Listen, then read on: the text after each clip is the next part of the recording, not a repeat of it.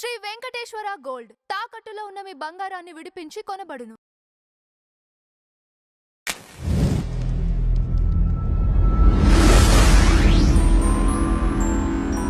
Madam నమస్తే అండి. Madam Chinna Jeeyar గారు మళ్ళీ ఒక కామెంట్స్ చేయడం జరిగింది. అంటే చాలామంది కూడా ఆయన చేసిన కామెంట్స్ పైన వ్యతిరేకత రావటం వల్ల మళ్ళీ ఇటువంటి కామెంట్స్ చేశారు అని చెప్పేసి అంటున్నారు. అసలు ఆయన ఎగ్జాక్ట్‌గా ఏం మాట్లాడారు? ఎందుకు ఇంత వ్యతిరేకత వస్తోంది? ఏమిటి చిన్నజీయర్ గారి వ్యాఖ్యల మీద మనం ఎంత తక్కువ మాట్లాడుకుంటే అంత మంచిది అనిపిస్తుంది. ఇప్పుడు మాట్లాడదాం అది కాదు.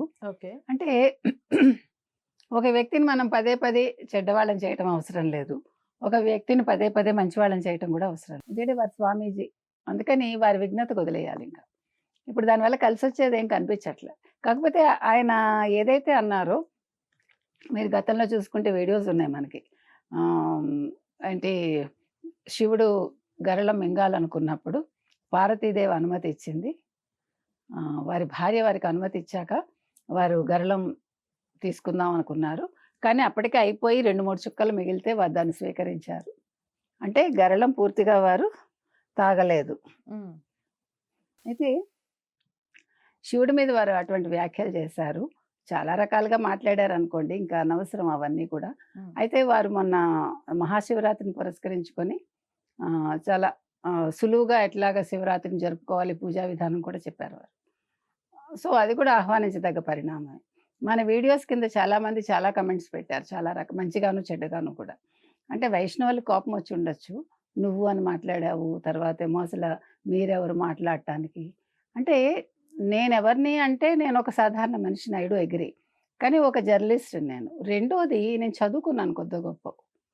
నేను ఇప్పుడు సనాతన ధర్మం మీద ఒక కోర్స్ కూడా చేస్తున్నాను నిజంగానే. కాబట్టి నాకు కొద్దో గొప్ప అవగాహన ఉంది. నేను చరిత్ర చదువుకున్నాను కొద్దిగా. తర్వాత సంప్రదాయం గురించి కొద్దిగా తెలుసు. అంటే నేనేమి పండితురాలని నేను చెప్పట్లేదు. అవగాహన ఉంది. అందుకని అవగాహన మీద మాట్లాడుతున్నా అంతవరకే. ఎవరిని విమర్శించేంత గొప్పదాన్ని కూడా నేనేం కాదు. I know that. కానీ ఒక శైవ భక్తురాలిగా నేను శైవ భక్తురాలననే కాదు. నేను అద్వైత సిద్ధాంతాన్ని నమ్ముతా. శంకరాచార్యులు వారు ఏదైతే ప్రాదుగొల్పారో దాన్ని నేను నమ్ముతా. ఎందుకంటే మనకు అందరి దేవుళ్ళు సమానమే. శివుడు కొంచెం ఎక్కువ సమానం నాకు. ఎందుకంటే మీకు మనకి లయకారకుడు ఆయన. శివుడు అనే వ్యక్తి మనం సాధారణంగా ఎలా జీవించాలో మనకు చెప్తాడు. ఆయన శ్మశానంలో ఉంటారు. విభూతి రాసుకుంటారు. విష్ణువు భోగి ఆయన. ఈయన త్యాగి, ఈయన లయకారకుడు నా దృష్టిలో శివుడు. కాబట్టి మనం సాధారణ జీవితం గడపాలి అంటే నా దృష్టిలో శివుడిని మనం అనుసరించాలి. తర్వాత మనకి పార్వతీదేవి.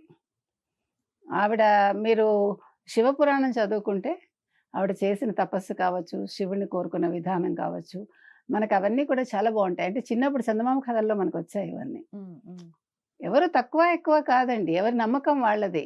అయితే నమ్మకం అనేది మీరు ఫలానా దానికే కట్టుబడి ఉండండి అని చెప్పకూడదు. అది నేను అంటున్నా. ఏ మతమైనా నువ్వు దీన్నే నమ్మాలి, దీన్ని మించి వెళ్ళకూడదు అనే ఒక్క పదాన్ని మనం ఒప్పుకోం.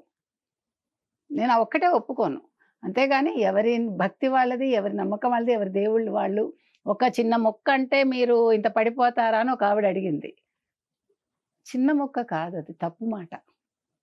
అంటే ఒక స్వామీజీ మాట్లాడకూడదు అలాగా. మీరు ఆయన మాటలు వింటే ఎంత వ్యంగ్యంగా ఉంటాయో నాకు అది బాధ అనిపిస్తుంది. ఒక సాధారణ వ్యక్తిలాగా వారు మాట్లాడకూడదు. వారు సన్యాసం స్వీకరించారు. శంకరాచార్యుల వారిని అనేంత అర్హత మనకుందా ఎవరికైనా? శంకర్లు ఆయన ఏంటంటారు శివుడి అంశ వారు. వారు హిందూ ధర్మాన్ని ప్రాదుగొల్పడానికి వచ్చారు. ఈ చతురామ్నాయ పీఠాలు స్థాపించారంటే ఆయన స్థాపించిన దాన్ని వీళ్ళు పునరుద్ధరించి ఉండొచ్చు అంతవరకే. శంకరాచార్యులు స్థాపించలేదంటానికి ఎవరు సరిపోరు. మనం ఎవరం సరిపోమండి. శంకర్ని చూస్తుంటేనే మనకి ఆ తేజస్సు కావచ్చు, ఆ వర్చస్సు కావచ్చు, మీరు అలా చూస్తూ ఉండిపోతారు మీరు. ఆయన శివుడికి ప్రతిరూపం ఆయన. అసలు హిందూ ధర్మం ఈరోజు ఇలా ఉంది అంటే దానికి కారణం శంకరాచార్యుల వారే. ఆయన నువ్వు ఈ మతమే ఆచరించాలి, అందుకే అద్వైత సిద్ధాంతం చెప్పాడు ఆయన.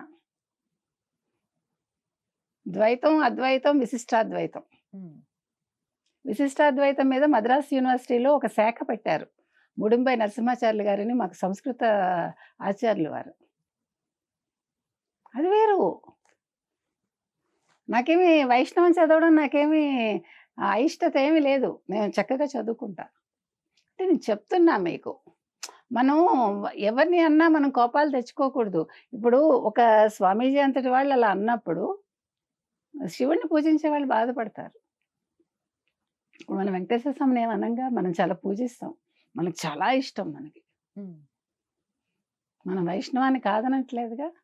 ఇప్పుడు శైవ వైష్ణవులు మీకు మొత్తం అసలు మీరు శివకేశవులు మొత్తం తీసుకుంటే ఆ యుగాలన్నీ కూడా చరిత్ర తీసుకుంటే ఎంతలా కొట్టుకున్నారో బాధ అనిపిస్తుంది. రక్తం చిందించటం మతం లక్షణం కాకూడదు. అది నేను చెప్తూ ఉన్నది. మనకందరూ సమానమే. అది నా బాధ అది. అదొక్కటే.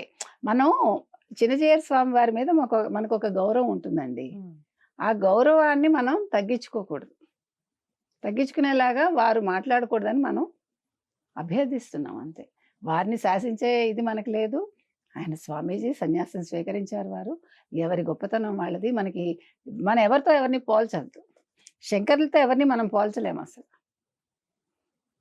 నేను అంతవరకే చెప్తా. కాబట్టి ఈ జరిగినవన్నీ వదిలేసి ఇంక మీదట వైష్ణవులు కావచ్చు, శైవులు కావచ్చు, కలిసిమెలిసి ఉంటేనే కదా హిందూ మతం ఉంటుంది. మనమే కొట్టుకుంటుంటే మూడో వ్యక్తికి అది ఆస్కారం అవుతుంది వాళ్ళు ప్రవేశించటానికి. ఇప్పటికే ప్రవేశించారు. దాన్ని ఇంకా విస్తరించకుండా చూసుకోవాల్సిన బాధ్యత మంది. ఇక్కడ తెలంగాణలో వైష్ణవే ఉండాలని ఉండకూడదు, ఆంధ్రప్రదేశ్లో శైవమే ఉండాలని ఉండకూడదు. రెండూ ఉండాలి, కలిసిమెలిసి ఉండాలంతే.